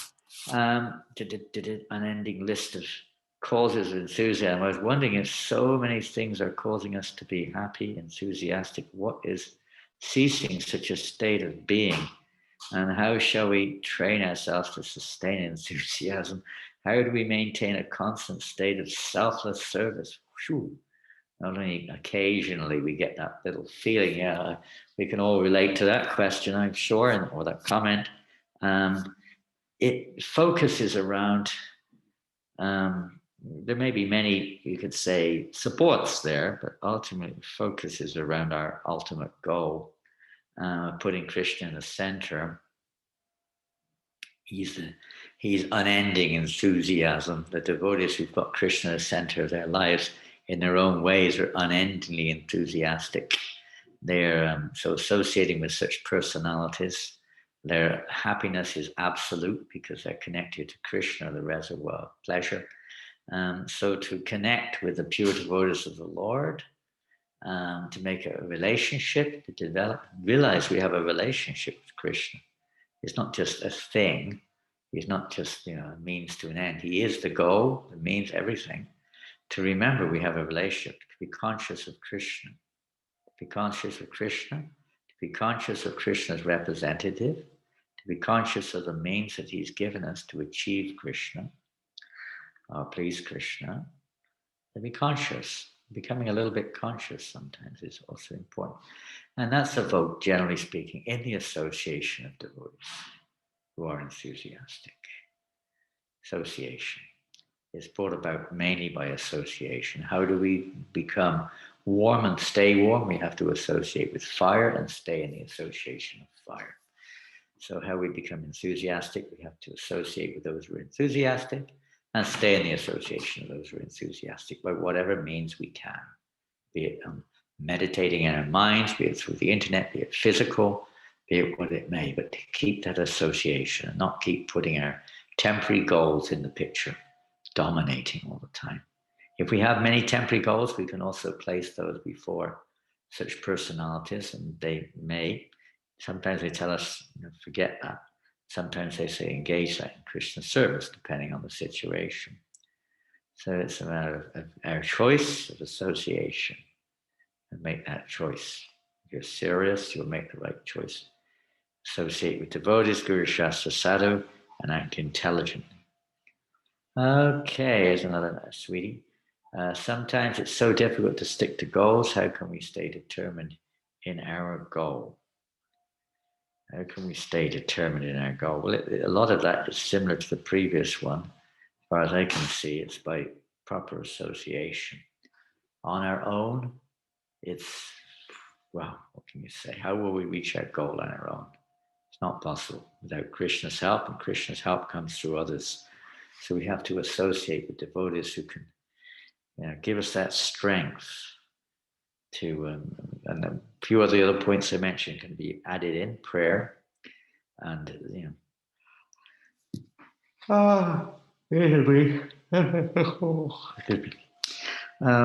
and just hearing from Prabhupada, reading Prabhupada's books, please. Study his books regularly, and we get direction. Krishna gives direction through Prabhupada's books as to what to do. Reminds us, come on, wake up. What is our goal? What is our goal? It's sometimes very much simpler than we think. It can happen just like that. Pong. A little thing just swings us back into being enthusiastic from one to the other. It could be a tiny little thing. Sometimes we can get so negative, sometimes even depressed to really bad stages. Just a little thing can just snap us out of it. The devotee says something happens. But ultimately, we have to take shelter of Krishna. We can't on our own. We don't have the power.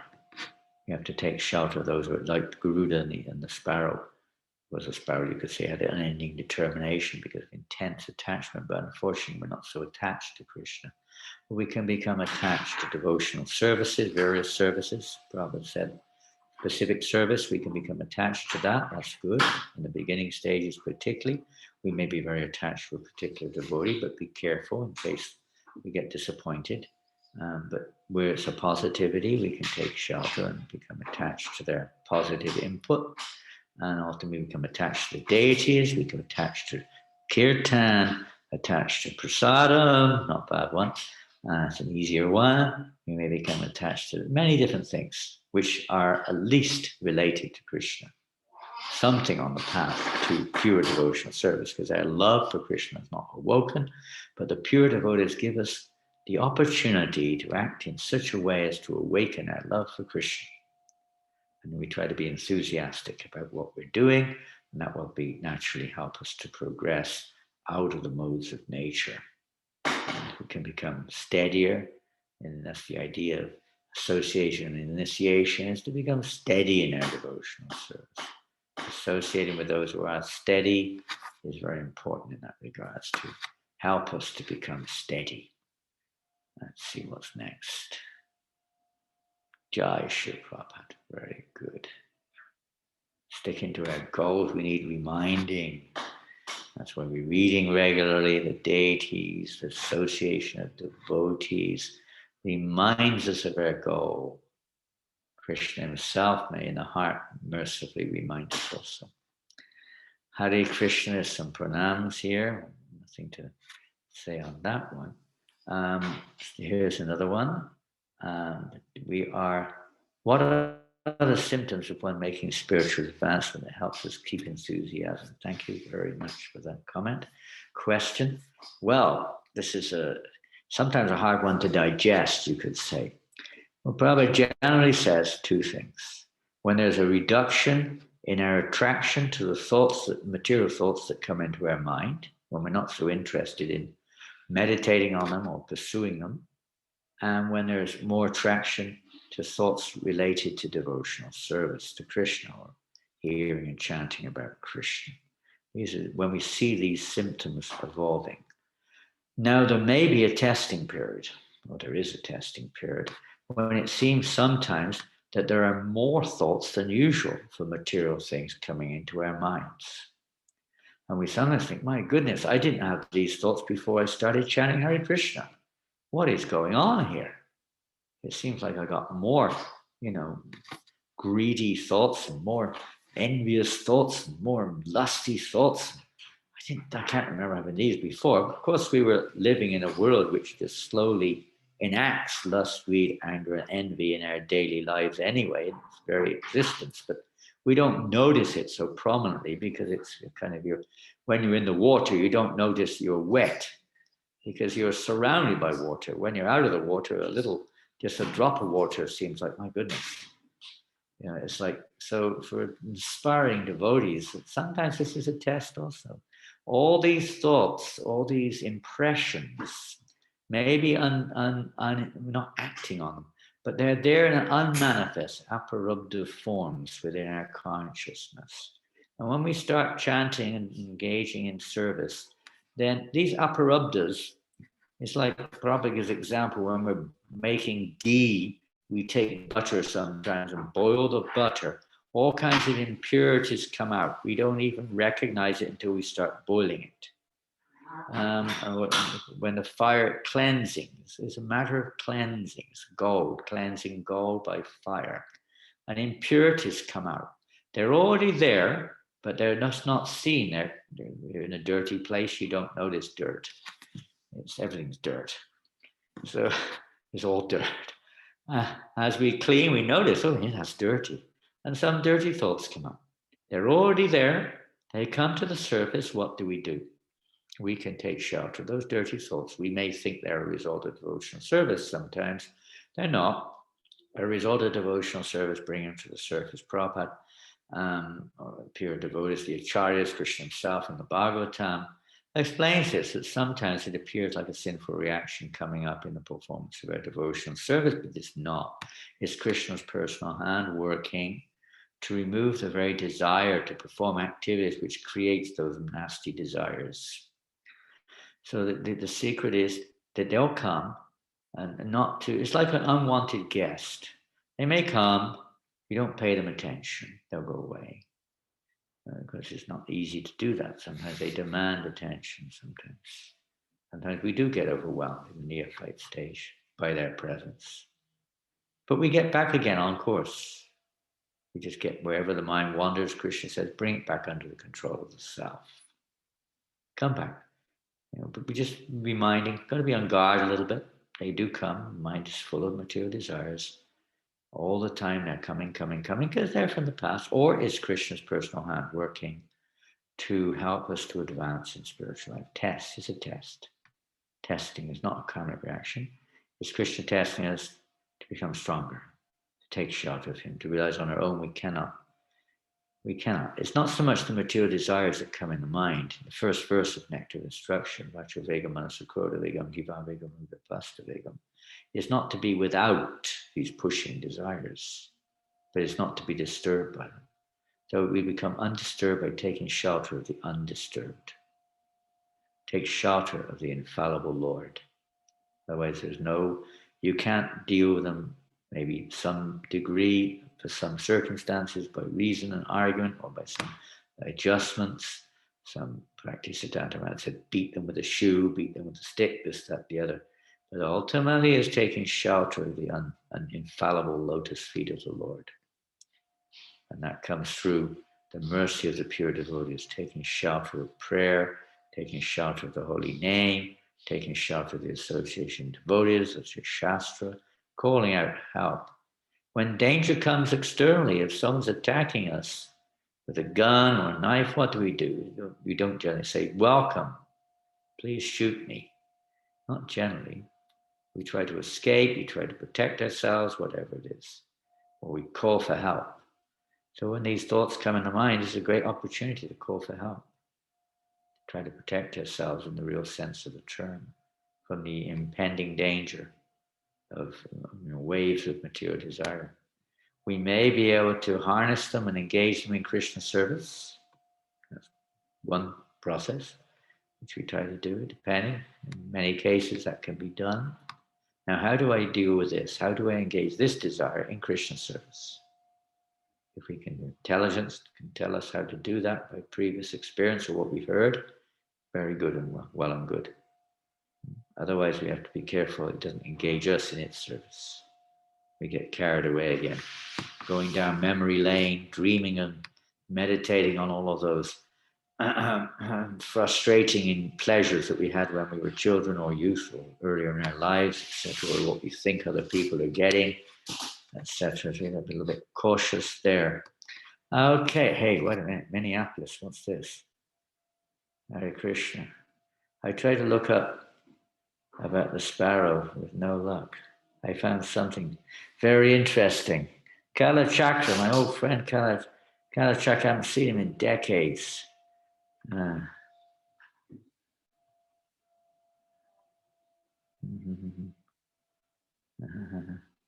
Hare Krishna. I don't know. I don't feel like reading this or not. Vrindavan. Anyway, it's something from Kala Chakra. Determination. Yeah, well, we've heard that before. Determination terminate means to stop. Determinate means not to stop, no matter what. That's the real meaning of determination. We have to develop that as well as enthusiasm. Enthusiasm can stop, go up and down, by the way. At least our understanding of it can. Determination means it never stops.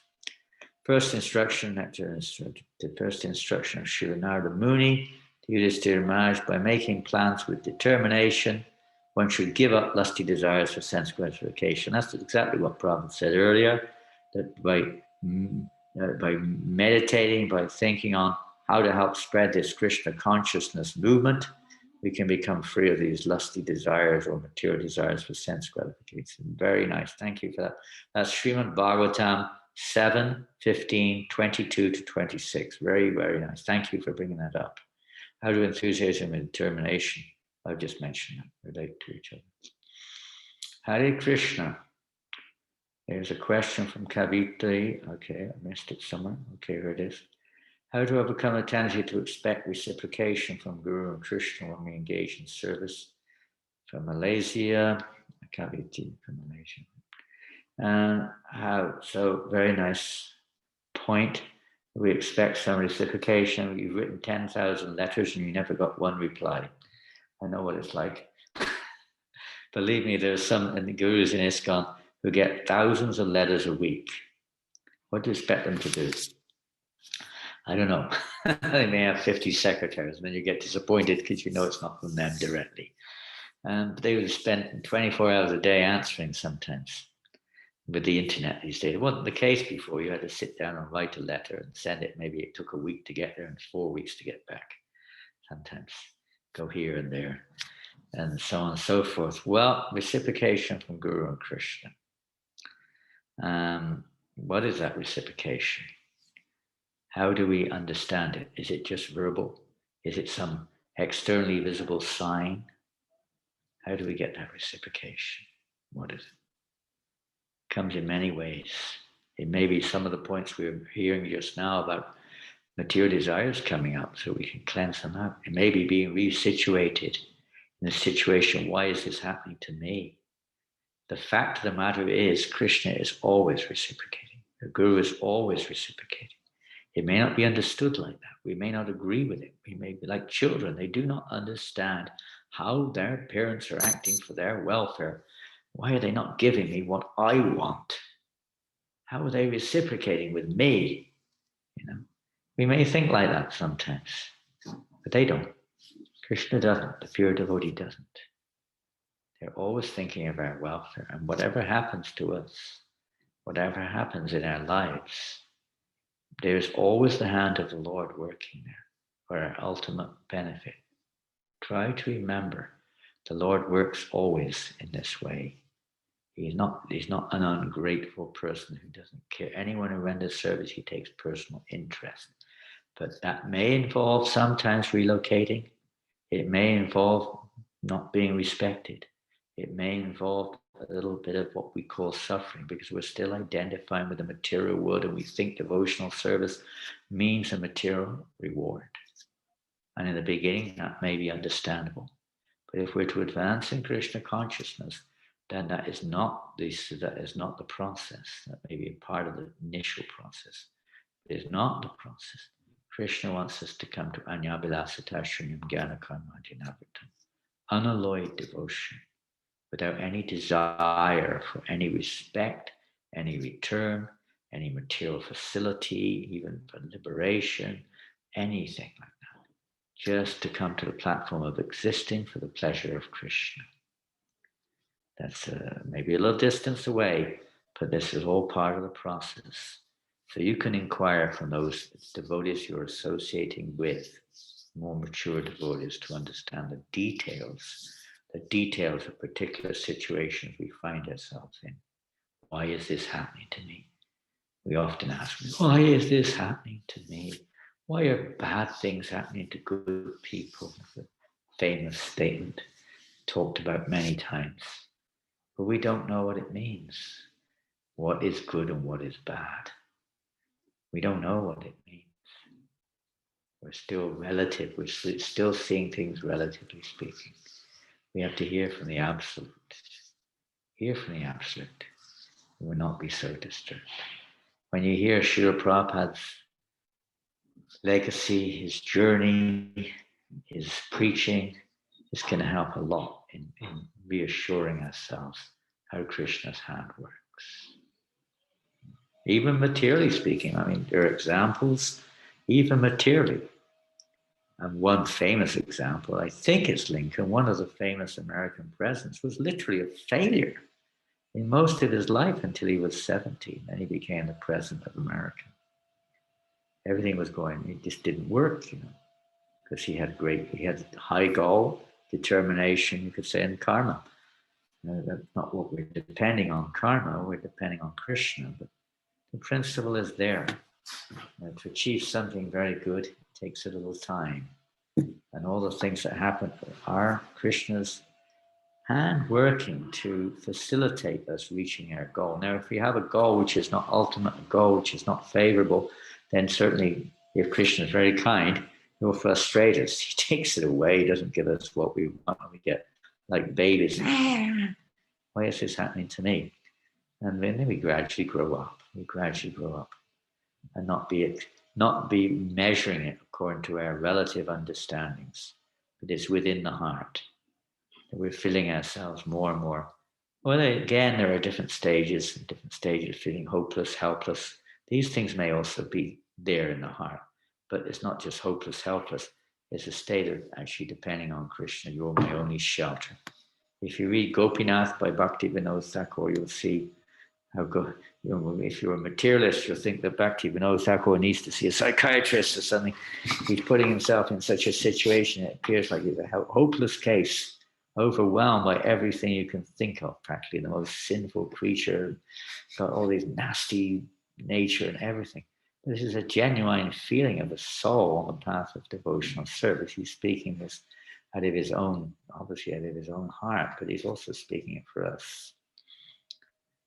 Hearing from these pure devotees helps us to keep on the right path, keep going straight, even though there are all these obstacles there. Okay, I will send out the poem as soon as I've got it. I found it the other day. It's not typed on my computer because it was written in days when I didn't have a computer. I think. I don't know, maybe it wasn't. I'll have to have a look. See. Okay, Hare Krishna. I think we've covered all the questions now. Any comments? Is this one done? No, there's one here from another Lakshmi Priya. With personal goals, it may be somewhat easier achieving a goal when there's not many people involved. However, with community goals, there may be many obstacles. Disunity in the community in which results in less enthusiasm. Does this indicate our level of surrender? Should we not have any expectation and just fully depend on Krishna? Big one, huh? Community, there's two actually. Let me just see if there's another one about that. No?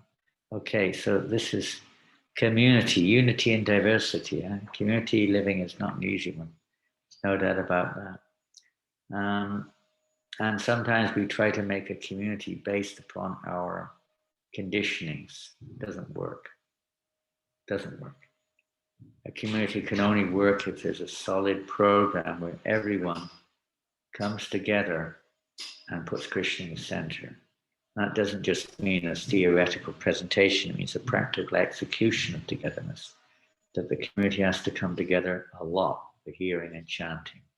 Kirtan, worshipping the deity, hearing Bhagavatam, doing things together, not just you do this, I do this, you do that. There has to be a unity there. Without the unity, it's not going to work, and you will lose your enthusiasm, at least for the community. So stay at home and just think, I'll just do it myself. Okay, sometimes that is, maybe you have no choice sometimes. You're not strong enough just to keep going up in such situations.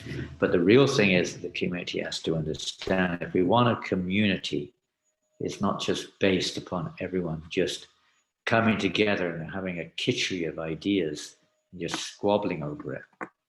And, you know, my idea, your idea, this idea, that idea is not even based on divide and rule. It's based upon actually having a common objective goal. We won't succeed otherwise. It's neither individually or collectively, unless we have this proper goal, which is really to please Krishna. And how we're going to develop that. Okay, there are many ways of serving Krishna. In the beginning stage, at every stage, we'll see variety of services. But that which brings the unity and the diversity is this Sankirtan movement. That's what it's for. And it's not, and that's what it means. It means completely coming together with Krishna in the center. And it literally means we have to do that. We're not on the transcendental platform. We're always thinking of what does Krishna want and how to please him, etc. That's not even on the transcendental platform. That's just on the practicing platform. The transcendental platform means there is no existence of anything but that, of existing for Krishna. But in this stage, we've got to get together, hear and chant, like it or lump it. That's the way that the change will come. Otherwise, it's a battle of minds, it's a battle of policies, it's a battle of politics, it's a battle of whatever, and trying to keep things going. And that's there also, but that's not the real solution. So many members, many parts don't want to change. They don't want to change. It's very difficult when you don't want to change. If you're insisting I'm right, then we'll never make advancement in spiritual life. We have to be open for change. I need change. And that change is not an external. Bhaktisiddhanta Maharaj said, one who thinks that they can reform this world is in need of reform. No one can change this world but by one breadth of a hair. Not one breadth of a hair. They're simply instruments of the will of the Lord. Whether you're a Trump or a chump or whatever you are. Everything is ordained governed by the Lord. Of course, he's using, karmically speaking, conditioned souls are going through karma, but ultimately it's Krishna's hand, facilitating, arranging everything. Nothing can be changed. No individual has the power to, adjust Krishna's energies like that. The only change which is required is the way we see the world, our own perception. But if we see it with ourselves in the center, we're still in the conditioned world, which is going on around us with a little like decaffeinated coffee with a little bit of a sniff of Krishna consciousness there, a whiff. But it's not really Krishna consciousness, it's me consciousness. So that change, he says, is evoked by exposing ourselves to the sound vibration of the holy name. And to expose our consciousness to the sound vibration of the holy name. Not to put our conditioned consciousness on the holy name, covering it, so to speak, but to expose ourselves. Allow the holy name to permeate our consciousness. And if we can do that together, that will help to bring about unity. If we can hear Bhagavatam submissively, attentively, in Saranam Satam, we can hear it like that, then that will also purify our consciousness. We'll stop seeing ourselves in the center all the time. Because we don't have temporarily the same goal. Some communities work because they have temporary bondage, born from birth in many cases. Amish society, the Jewish society, and so on and so forth. There's a certain amount of strength born into the living entities due to their karma, that they identify with a certain thing, and that overrides any individual, self-centered goals in the bigger picture, at least to a large degree. Some communities are like that. But with us, it's a little different because we don't have that. Generally speaking, that's not there. Our goal is of another kind. It's not a temporary goal which has common denominators. It's an ultimate goal of the soul. We exist as the eternal servant of Krishna. And the means of realizing that is we have to come together for Shravanam, Kirtanam, and service together with Krishna in the center. There's no other solution. Simple as that. Everything else would be, you're better than me, I'm the boss, do what I say, I don't like what you say, no, I don't agree with that, let's have a vote, and democracy. but that doesn't work either. It's better maybe than nothing, but it doesn't work. It's got to be Krishna-centered. Hare Krishna. I hope I haven't missed anyone.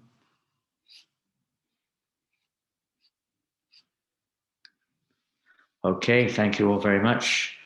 Hare Krishna. So we'll enthusiastically sing the holy name. We're going for Street Sankirtan this afternoon, Krishna willing, even though it may rain.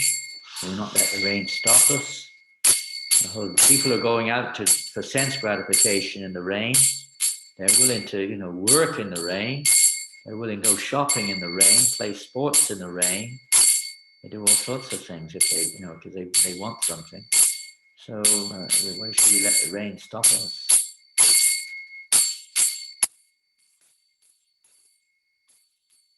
Hare Krishna, Hare Krishna. Krishna Krishna, Hare Hare. Hare Rama, Hare Rama. Rama Rama, Hare Hare. Hare Krishna, Hare Krishna. Krishna Krishna, Hare Hare. Hare Rama, Hare Rama. Rama Rama, Hare Hare. Hare Krishna, Hare Krishna. Krishna Krishna, Hare Hare. Hare Rama, Hare Rama. Rama Rama, Hare Hare. Hare Krishna, Hare Krishna. Krishna Krishna, Hare Hare. Hare Rama, Hare Rama. Rama Rama, Hare Hare. Hare Krishna, Hare Krishna. Krishna Krishna, Hare Hare. Hare Rama, Hare Rama. Rama Rama, Hare Hare. Hare Krishna, Hare Krishna. Krishna Krishna, Hare Hare. Hare Rama, Hare Rama. Rama Rama, Hare Hare. Hare Krishna, Hare Krishna. Krishna Krishna, Hare Hare. Hare Rama, Hare Rama.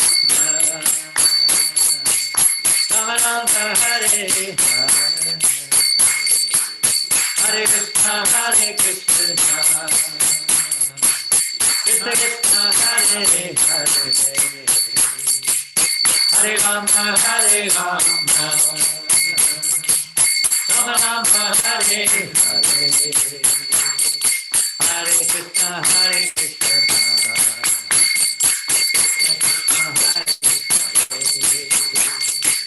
Hare Rama, Hare Rama. Rama Rama, Hare Hare. Hare Krishna, Hare Krishna. Krishna Krishna, Hare Hare. Hare Rama, Hare Rama. Rama Rama, Hare Hare. Hare Krishna, Hare Krishna. Krishna Krishna, Hare Hare. Hare Rama, Hare Rama. Rama Rama, Hare Hare. Hare Krishna, Hare Krishna. Krishna Krishna, Hare Hare. Hare Rama, Hare Rama. Rama Rama, Hare Hare. Hare Krishna, Hare Krishna, Krishna Krishna Hare Hare, Hare Rama, Rama Rama Hare Hare, Hare Krishna, Krishna Krishna Hare Hare, Hare Rama, Rama Rama Hare Hare. Oh, Hare Krishna, Krishna Krishna Hare Hare, Hare Rama, Rama Rama Hare Hare.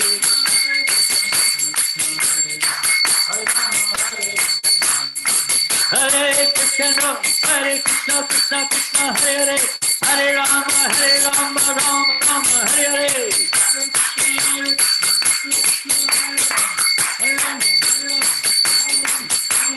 Hare Krishna, Krishna Krishna Hare Hare, Hare Rama, Rama Rama Hare Hare. Krishna Krishna Hare Hare, Hare Rama, Hare Krishna, Krishna Krishna Hare Hare, Hare Rama, Rama Rama Hare Hare.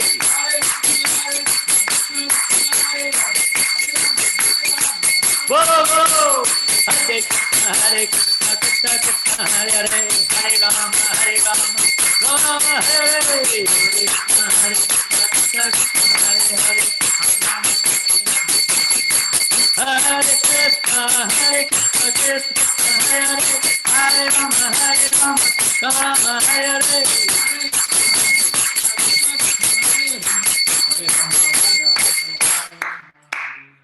Hare Krishna,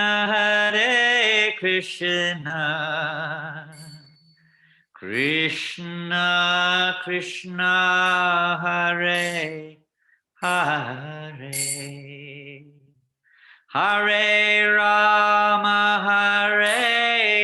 Rama, Rama Rama Hare Hare. Hare Krishna,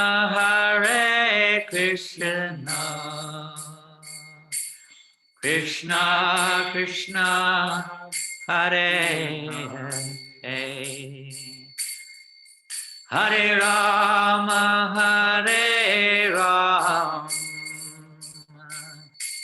Rama Rama Hare Hare. Hare Krishna, Krishna Krishna Hare Hare, Hare Rama, Rama Rama Hare Hare. Hare Krishna, Krishna Krishna Hare Hare, Hare Rama,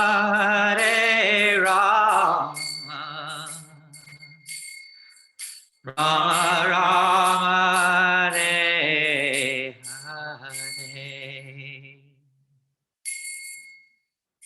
Like to carry on, but we've got to get ready for Harinam Sankirtan now.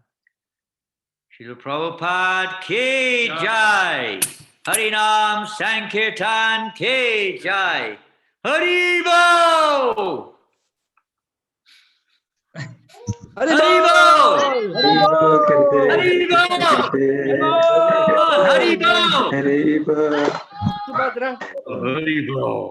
Haribo!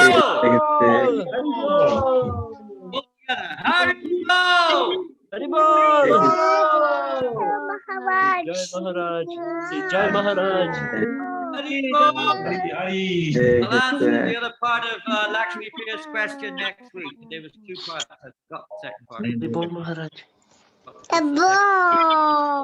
Maharaj. Where's the second part of her question?